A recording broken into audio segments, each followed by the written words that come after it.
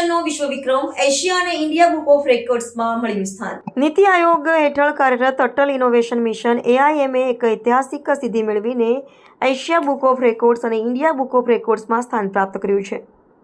નવી દિલ્હીમાં સોમવારે આયોજિત એક સમારોહમાં મિશનને એક જ દિવસમાં સૌથી વધુ વિદ્યાર્થીઓને કૌશલ્યવર્ધન પ્રવૃત્તિમાં સામેલ કરવા બદલ આ પ્રતિષ્ઠિત સન્માન એનાયત કરવામાં આવ્યું હતું।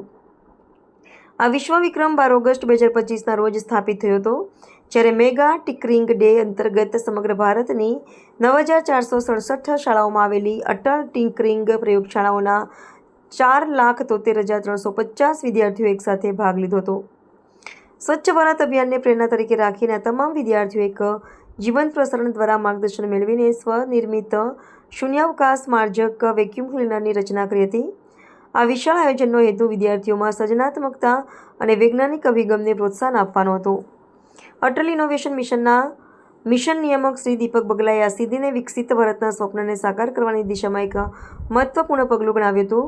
તેમણે જણાવ્યું કે આ પ્રકારની પહેલ ભારતના યુવાનોની નાની વયે જ નવતર પ્રયોગો અને સમસ્યા નિવારણની ક્ષમતા કેળવે છે। આ કાર્યક્રમની સફળતાએ ભૌગોલિક અવરોધોને પાર કરીને દેશના ખૂણે ખૂણે લદ્દાખથી કન્યાકુમારી સુધીના વિદ્યાર્થીઓને નવીનતાના એક મંચ પર એકત્ર કર્યા હતા।